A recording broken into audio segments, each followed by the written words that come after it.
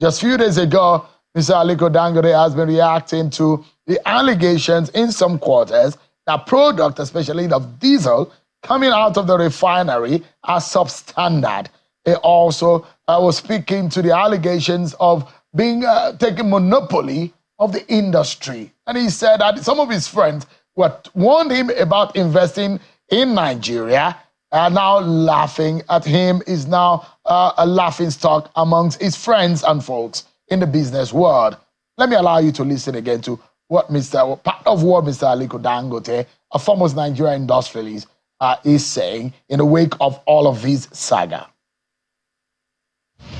Another complaint that I had, which I think the Right Honorable Deputy Speaker also raised with me, say, okay, why did we drop the price of diesel when we started? We drop it from, is it the bad quality we are producing or what? I said that no. Even at the 650 ppm and 700 ppm that we are producing was a better quality than what was, imported. And I'm sure, Your Excellency, sir, most of you have problems with their vehicles. Either you have had or you are still having problems with their vehicles. It's because of the bad fuel that we're importing into the country. I still stand by what I said. All right. That is part of what Mr. Dangote has said. In fact, it somewhat opened some can of worms when he alleged that some officials of the NNPCL are involved in some production backdoor in Malta. Well, we're getting some reaction, of course, from the MD and the group chief executive officer of the NNPCL, Mr. Mele Kyari. Let me give you an understanding of some of what Mr. Mele Kyari has said today in a statement that he pushed out, denying any kind of ownership or partnership in any kind of backdoor production of any product in faraway Malta. Let's get Mr. Falana to react to some of these issues. What do you think is going on really in this whole matter? There are a lot of conversations around why this kind of treatment is being meted on Dangote, the 20% stake of the federal government in that investment. And now the fact that Mr. Dangote is saying that he's willing to sell off his shares in that investment. What do you make of that? Well, I've enjoyed the intra-class feud, or what you might call a dog-eat-dog affair. But it's at the expense of the country. And we cannot continue like this. The government cannot go around the world asking for foreign investment only to be accused of destroying local investment. It's very dangerous for the country. It is so embarrassing that we are telling the whole world that the government of Nigeria is so incapable to manage this affair that one person is monopolizing trade in our country. What is the purpose of the government? Is to checkmate any monopolistic control of any business in Nigeria. But what do you call a monopoly? If you have allowed your own refineries to be destroyed, what happens? Somebody now decides to have a refinery. That's a monopoly. What? There's nothing you can do about it. I thought what the government should be doing now. I've allocated $1.5 billion for the revitalization of the Port Harcourt refinery and $1.4 billion for the revitalization of the Warri and Kaduna refinery. The government should stop postponing the days of commencement of business in these refineries. The government should be in a hurry to get those refineries to work and compete with the Dangote refinery. How can a government go out and say a factory in my country is producing a bad product, bad fuel? What are you doing as a government about it? Why are you allowing Dangote to saturate the market with bad diesel? Very soon, bad PMS. So the ones you are bringing from foreign countries. The fuel you bring from foreign countries, adulterated fuel, foul fuel, destroying vehicles in our country. The government is helpless. Sometimes the government, we are going to set up a panel to deal with those who are bringing bad fuel to the country. At the end of the day, the government will not do anything. Now, what is this whole debate about? I have been very critical of the equity, the shares allocated to Nigeria in the Dangote Refinery in May 2021. The Federal Executive Council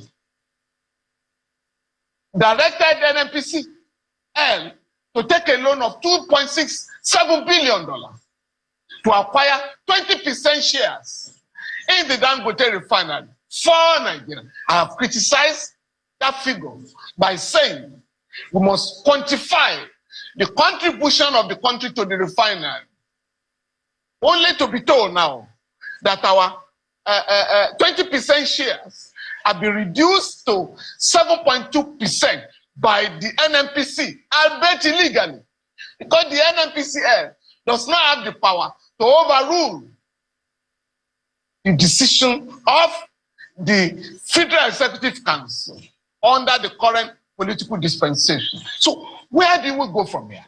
It is for the government to go back to the drawing table.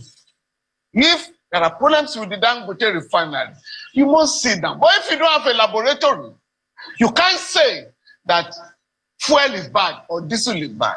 You must take it to your laboratory. And where is that laboratory located? We must know it. 2, you must now stop this childish, very puerile argument about, oh, somebody wants a monopoly. It's not the business of the government. And that's why you have the Federal Consumer Protection Commission to deal with anybody who wants to maintain a monopoly in business in the country. Now, the government must go back to the drawing table. If a factory is likely to employ 500,000 people, young people, the government must try and embrace that company and see what can be done. But for me, I'm not interested in the argument whether Dangote wants to compete or not, or whether he wants the government to give him a special dispensation. My own position is, and the NNPCL must address this problem. Since the 70s, that they ran the refineries at grand, the country's refineries are grand. 445,000 barrels dedicated to domestic consumption. Please go and refine it. If 445,000 barrels should be refined in the Dangote refinery, so that this shame of an oil-producing country, and Nigeria is the only one, the only oil-producing country that imports petroleum products. When we had no refineries, we were exporting crude oil. Now that we are having refineries, we are also importing crude oil to be refined in Nigeria. This shame must stop. These guys have their own intra-class problems. They should solve them and stop exposing the country to unbelievable ridicule before the whole world. So for me, the arguments of the government are rather jejune. And the government, President Bola Tinubu must call these guys to order who are embarrassing the country by saying a company is so powerful in Nigeria that is producing bad fuel and we are taking the product. So it is not acceptable. So let's get say that when you have a government. Yeah, I'm worried. My worry is very. The reason for my worry is this. First, we heard this seems to be the entrance into the frustration of Mr. Aliko Dangote in all of this. He first and foremost raised an alarm over the hurdles from the IOCs in getting product into the refinery.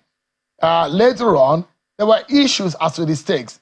Afterwards, there are issues as to the allegations and the kind of push and pushbacks coming from the regulators within the industry.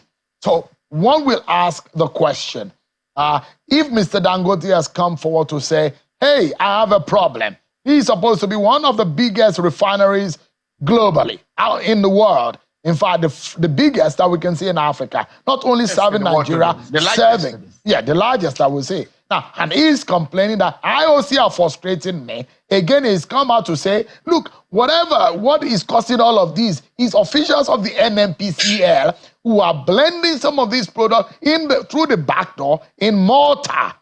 Mr. Falana, what do you see? I am saying Nigeria has a stake in the Dangote refinery.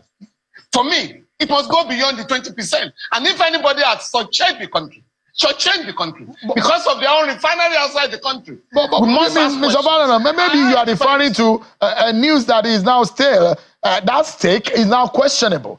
Because we do not even know. We were hoping that the government will come out to tell us how much is the stake, what is the percentage of the stake, because at some point we are hearing that, in fact, maybe there are no stakes any longer. The stakes have been reduced and all manner of stories that are coming out. Who reduced the stake? I am saying we are entitled to more than 20% in Dangote refinery. So the government must not regard this as a Dangote affair. We have a stake there. Secondly, we must get the EFCC and the ICPC to investigate the allegation made by Mr. Dangote that these guys have a plant in Malta against the interests of Nigeria. Money stolen from Nigeria, money criminally diverted from Nigeria to set up the plant. So we must get to the root of that allegation. Furthermore, all the controversies, all the arguments about bad fuel and so on and so forth with respect to the Dangote refinery must stop. Because these are embarrassing to the people of Nigeria. What Nigerians want is an immediate end to fuel importation, and not that importers will continue to dominate our country. So I'm happy that Mr. Dangote is learning now what some of us have been saying over the years. The IOCs control the country up to today. They do not allow the country to know how much oil that is produced. So they have frustrated the country from having meters, to install meters in all our fuel stations. They have made it impossible.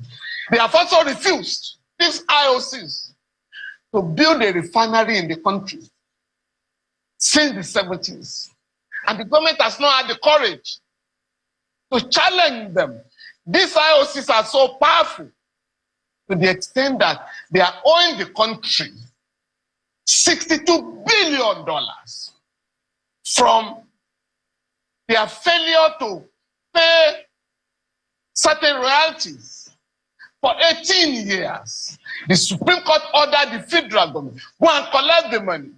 The Attorney General there, Mr. Abubakar Malami, said, wrote to them. Another minister, Mr. Silva, came out to say, no, this is not possible. We cannot collect such huge money, but we may have to negotiate with them. Okay, what has your negotiation yielded? Yeah, Mr. Falana, we are out of time now. As the former governor of Rivers, and Mr. Emmanuel Udu went to court to say, federal government, if you are not taking this money, we want our own stake.